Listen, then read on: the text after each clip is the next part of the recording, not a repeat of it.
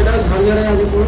হ্যাঁ, বাসন্তী পোলাও এটা চিকেন কষা আছে। এটা বাসন্তী পোলাও আর চিকেন কষা আকাশদার রান্নাঘর।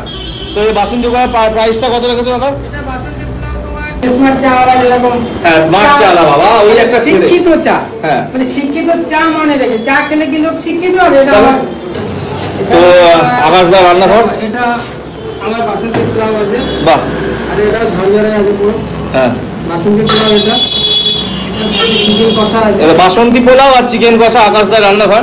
তো এই বাসন্তী পোলাও প্রাইসটা কত রেখেছো দাদা? এটা বাসন্তী পোলাও তোমার তিনটে আইটেম দিয়ে 100 টাকা। বাসন্তী পোলাও, চিকেন কষা, এটার সাথে রাশিয়ান ফিঙ্গার থাকে। আচ্ছা, সেটাও দেখো। ফ্রিজে রাখতে হয়, নষ্ট হয়ে যায় বলে এটা একটা রাশিয়ান ফিঙ্গার থাকে। বাহ, এটা কি বানানি করে রাশিয়ান ফিঙ্গার? এটা অ্যাকচুয়ালি চিকেন ম্যাশ করে হয়।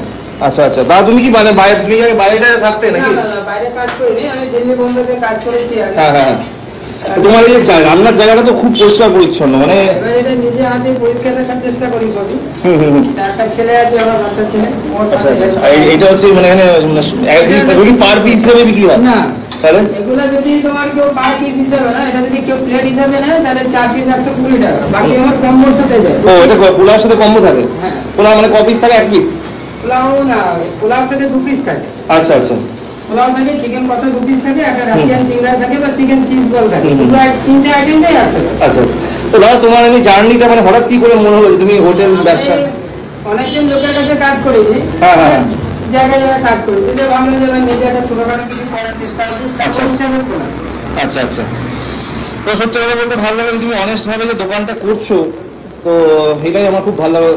আর তোমার একটা কোনো ডায়লগ নেই? স্পেশাল ডায়লগ কি দেবে না? এরকম কোনো ডায়লগ নেই। হ্যাঁ, নিজে ডায়লগ দিয়ে বড় বড় লোকের কাছে ভালোবাসা করাটা সবথেকে বড় জিনিস। মানে লোকেরা নিয়ে আসবে এইটুকু তো সবাই বলবে। আমি আমাকে ভাইরাল করতে চাইছি না, আমার খাবারটা খেয়ে লোকে ভাইরাল করবে। একদম একদম, এই খাবারটা কিরকম বানাচ্ছে তার টেস্ট কিরকম সেটা ভালো লাগে। আমি নিজেকে জাহির করতে যাচ্ছি না যে আমার খাবার খুবই ভালো। যেরকম স্মার্ট চা ওয়ালা যেরকম। হ্যাঁ, স্মার্ট চা ওয়ালা বাবা, ওই একটা শিক্ষিত চা। হ্যাঁ, মানে শিক্ষিত চা মানে রেখে চা খেলে কি লোক শিক্ষিত হবে? এটা বোঝার বাইরে। এটা তো আমারও কথা, স্মার্ট চা ওয়ালা যে নিজেকে যেভাবে প্রেজেন্টেশন করে সারাটা দিন এক মানুষের সাথে কদিন আগে ইয়ে করলো, মানে এবার যেরকম যেটা শুনে অরুণদা, ওনার ভিডিও আমি দেখি, ওইটা মাঝে মাঝে ছাড়ে বা অন্য ব্লগাররা ছাড়ে, ওই লোকটা অরিজিনালি ভালো। আচ্ছা, যে মাকে মালা পড়াচ্ছে, কত টাকার মালা পড়াবে সেটা নিয়ে আমরা একজন রোস্ট করেছি। এটা খুব বাজে করেছে, ও মাকে কত টাকার মালা পড়াবে সেটা একজন রোস্টার, সেটা কারো করার অধিকার নেই। তার ক্ষমতা আছে, সে মালা পড়াচ্ছে। আজকে যদি আমার ক্ষমতা থাকে আমি অবশ্যই মালা পড়াবো, অবশ্যই, তাই না? এটা আমার একটা বিরোধ। সে ধর্ম নিয়ে সে কি করছে ওটা আমার দেখার নয়, সে মাকে ভালোবাসে, তাকে সে পুজো করে, এটাই দেখার বিষয় আছে। আমি হিন্দু ধর্মের